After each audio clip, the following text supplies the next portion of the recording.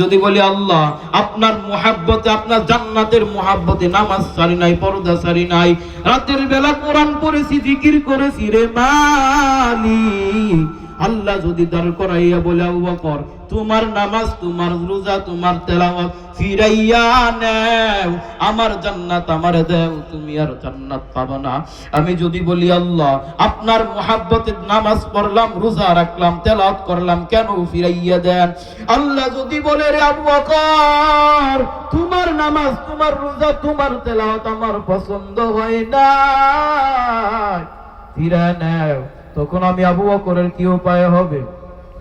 তখন তো আমি আবু বকরের কোনো উপায় নাই, কারণ ডানে আগুন, বামে আগুন, মাথার উপরে সূর্যের গরম, জমিনটা সূর্যের তাপে হয়ে যাবে তামা, অপর দিকে জাহান্নামের আওয়াজ, হাল বিম্মাতি, জাহান্নাম চিল্লা বলবে রে আল্লাহ গুনাহগারগুলো আমাকে দাও, আমার পেটের ভিতরে খোদা গুনাহগার গুলো কই?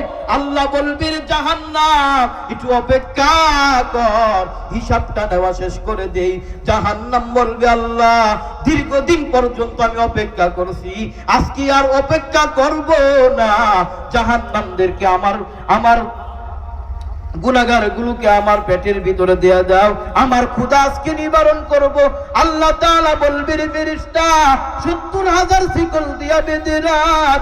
আল্লাহ তাআলার ফেরেশতারা বলবে মালিক ৭০,০০০ শিকল দিয়াও জাহান্নামকে ধরে রাখা যায় না। জাহান্নাম বিকট আওয়াজ দেয়, আল্লাহ তাআলা একটা আওয়াজ দিবেন, মুমতাজুল ইয়াউমা আইয়ুহাল মুজরিমুন, ও গুনাহগারের দল আলাদা হয়ে যাও। দুনিয়াতে নেককার গুনাহগার এক রাস্তায় চলছো, আমি আল্লাহ বাধা দেই নাই, একই গাছের ফল খেয়েছো, আমি আল্লাহ বাধা দেই নাই, একই নদীর পানির মাছ খেয়েছো, আমি আল্লাহ বাধা দেই নাই, আজকে আমি ইনসাফের বিচার করব। গুনাহগার তোমরা আলাদা হয়ে যাও, আল্লাহর ভয়ে, আযাবের ভয়ে আলাদা হতে চাইবে না।